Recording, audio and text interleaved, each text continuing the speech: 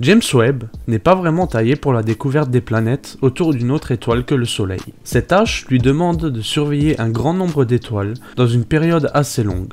Or celui-ci a bien trop à faire. Plutôt que d'essayer d'observer des étoiles au hasard, James Webb s'est concentré sur une seule étoile qui a été sélectionnée pour son haut potentiel. Il s'agit d'une naine rouge appelée LHS 475 et se situe à 41 années-lumière de notre Soleil. L'observatoire TESS, spécialisé dans les exoplanètes de la NASA, avait signalé un transit, c'est-à-dire le passage d'une planète devant une étoile. Seulement les capacités de ce télescope étaient trop faibles pour confirmer cette observation.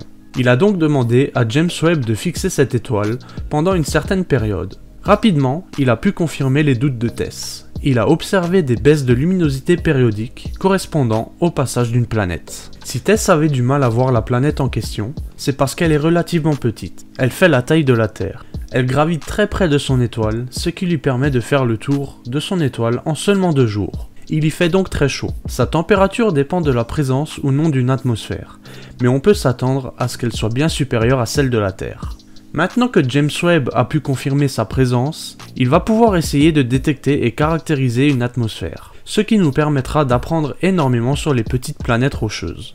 Les quelques exemples que l'on connaît du système solaire présentent des divergences très fortes de leur atmosphère, quasiment absentes pour Mercure et Mars et très épaisses pour Vénus. Tous les scénarios sont donc possibles pour cette nouvelle planète. Cependant, il faudra attendre cet été pour la mise en place d'une campagne d'observation dédiée.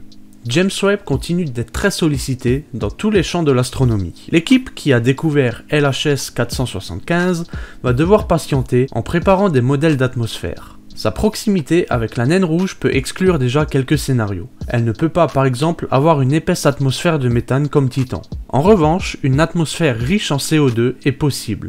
Cela représentait cependant un défi pour James Webb car ces atmosphères sont très compactes. S'il parvient à nous donner une analyse chimique, le télescope ouvrira des portes à bien d'autres observations similaires. Il deviendra alors possible de se concentrer sur la recherche de biomarqueurs. Et donc voilà, c'est déjà la fin de cette vidéo, j'espère qu'elle vous aura plu. Quant à nous, on se retrouve la semaine prochaine pour une nouvelle vidéo. C'était Astronover, n'hésitez pas à liker, à commenter, à vous abonner et surtout à lever les yeux au ciel.